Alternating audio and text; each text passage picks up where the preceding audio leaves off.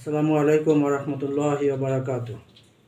আমি একটি বিষয় নিয়ে একটি পত্রিকার থেকে কিছু কথা বলতে চাচ্ছি।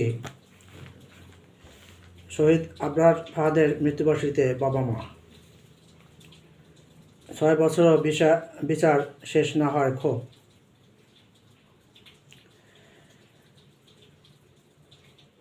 ছাত্রলীগ নেতাকর্মীদের হাতে নির্মমভাবে নিহত বাংলাদেশ প্রকৌশল বিশ্ববিদ্যালয়ের শিক্ষার্থী আবরার ফাহাদের ষষ্ঠ মৃত্যুবার্ষিকী ছিল গত 7 অক্টোবর মঙ্গলবার। মৃত্যু 6 বছরও পেরিয়ে গেলেও ছেলে হত্যায় জড়িত পলাতক আসামিদের গ্রেপ্তার ও বিচার রায় কার্যকর না হওয়ায় চরম ক্ষোভ প্রকাশ করেছেন আবরারের বাবা মা রোকেয়া খাতুন ও বাবা বরকতুল্লাহ। ছেলের ছবি, শোকেজে সাজানো ব্যবহৃত জিনিসপত্র আর হাজারো স্মৃতি আঁকড়ে ধরে কোনোরকম বেঁচে আছেন তারা।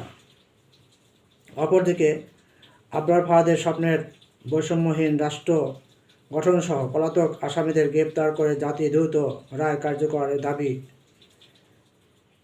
জানিয়েছেন স্বজন এলাকাবাসী। কুষ্টিয়া শহরের পিটিআই সড়কের পাশে আবরার ফাহাদের বাড়িতে এখনও শোকেজে সাজানো তার মোবাইল ফোন, ল্যাপটপ সহ ব্যবহৃত জিনিসপত্র। আগের মতোই ঘরে রয়েছে বিছানা ও পড়ার টেবিল, শুধু নাই আবরার ফাহাদ। এর মধ্যে কেটে গেছে 6টি বছর। ছেলের ব্যবহৃত জিনিসপত্র আর হাজারো স্মৃতি আঁকড়ে ধরে কোনোরকম বেঁচে আছেন মা রোকেয়া খাতুন ও বাবা বরকতুল্লাহ। সন্তানের নির্মম হত্যাকাণ্ডের কথা মনে হলে তারা শিহরে ওঠেন প্রতি মুহূর্তে। 2019 সালে 6 অক্টোবর নিজ হাতে খাইয়ে কুষ্টিয়া থেকে বাসে তুলে দিয়েছিলেন বুয়েটের উদ্দেশ্যে। ওই দিনটি ছিল আবরারের হাতে মায়ের শেষ দেখা। সেই বিদায় যে সন্তানের শেষ বিদায় হবে আর বুকে ফিরবে না নারী ছেঁড়া ধন, তা তখনও অজানা ছিল মা রোকেয়া খাতুনের। সেই দিন রাতেই ছাত্রলীগের নেতাকর্মীরা ক্যাম্পাসে শেরেবাংলা হলে অমানবিক নির্যাতন করে হত্যা করে আবরার ফাহাদকে। মৃত্যুর 6 বছর পেরিয়ে গেলেও ছেলে হত্যার বিচার রায় কার্যকর না হওয়ায় চরম ক্ষোভ প্রকাশ করেছেন তারা। রয়েছে সন্তানদের হত্যার জড়িতদের পদায়নের আক্ষেপও। আবরার ফাহাদের বাবা বরকতুল্লাহ বলেন, যে বৈষম্যহীন রাষ্ট্র গঠনের জন্য আবরার ফাহাদ শহীদ হয়েছেন, আর সেই স্বপ্নের বৈষম্যহীন রাষ্ট্র গঠনসহ পলাতক আসামিদের গ্রেপ্তার করে দ্রুত রায় কার্যকরের দাবি জানাই। মা রোকেয়া খাতুন বর্তমানে আবরারের একমাত্র ছোট ভাই, বুয়েটের যন্ত্রকৌশল বিভাগের 2য় বর্ষের শিক্ষার্থী আবরার ফাইজের সঙ্গে ঢাকায় বসবাস করেন।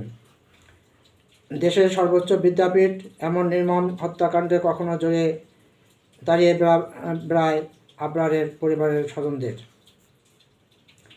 আবরার ফাহাদ হত্যার সাথে জড়িত পলাতক আসামিদের গ্রেপ্তার করে দ্রুত রায় কার্যকর ও আবরারের স্বপ্নের বৈষম্যহীন রাষ্ট্র গঠনের দাবি জানান প্রতিবেশীরা। এদিকে 6ষ্ঠ মৃত্যুবার্ষিকী উপলক্ষে নানা কর্মসূচি হাতে নিয়েছে শহীদ আবরার ফাহাদ স্মৃতি গ্রন্থাগার।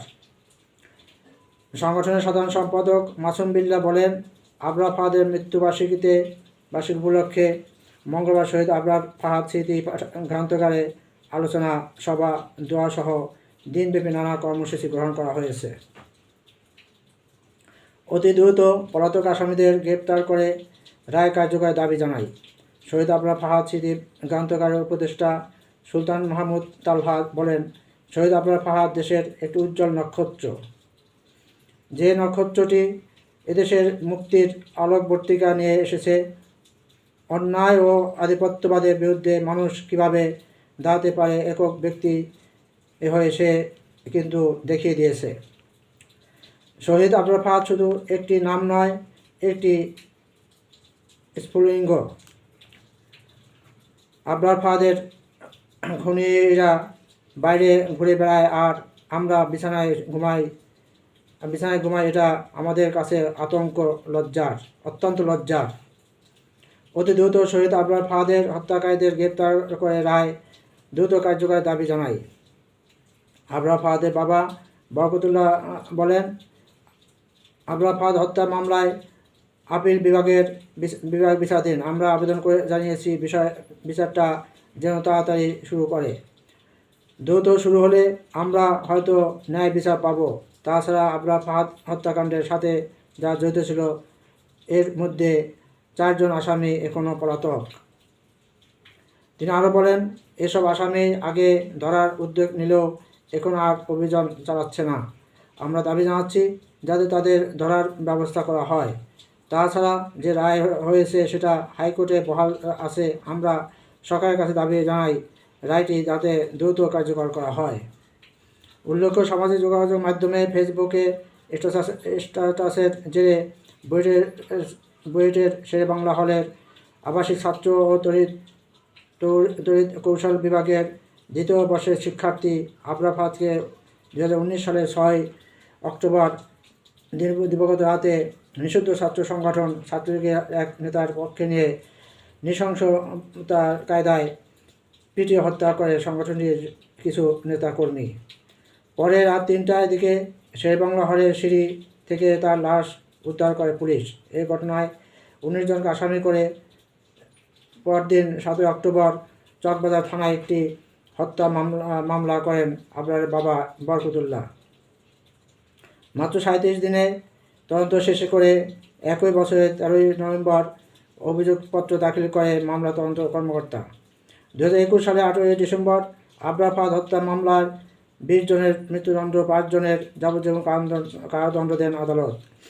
ঢাকা দ্রুত বিচার ট্রাইব্যুনাল 1 এর বিচারক আবু জাফর মোহাম্মদ কামরুজ্জামান এই রায় ঘোষণা করেন। 2022 সালে 6 জানুয়ারি এই মামলায় ডেথ রেফারেন্স হাইকোর্টে এসে পৌঁছায়। ঢাকা দ্রুত বিচার ট্রাইব্যুনাল 1 থেকে 6627 পৃষ্ঠার ডেথ রেফারেন্স ও মামলার যাবতীয় নথি হাইকোর্টের ডেথ রেফারেন্সের শাখায় পাঠানো হয়। পরে কারাবন্দী আসামিরা জেল আপিল করেন। পাশাপাশি অনেক আসামি ফৌজদারি আবেদন করেন। 10 ফেব্রুয়ারি আবরার ফাহাদের হত্যা মামলার মৃত্যুদণ্ডপ্রাপ্ত আসামিদের আপিল ও ডেথ রেফারেন্সের শুনানি শুরু হয় এবং 24 ফেব্রুয়ারি শেষ হয়। এই বছর 6 মার্চ এই মামলার বিচারিক আদালতে 20 জনের মৃত্যুদণ্ড ও 5 জনের যাবজ্জীবন কারাদণ্ড বহাল রাখেন হাইকোর্টের বিচারপতি AKM আসাদুজ্জামান ও বিচারপতি সৈয়দ এনায়েত হোসেনের সমন্বয়ে গঠিত বেঞ্চ। ধন্যবাদ।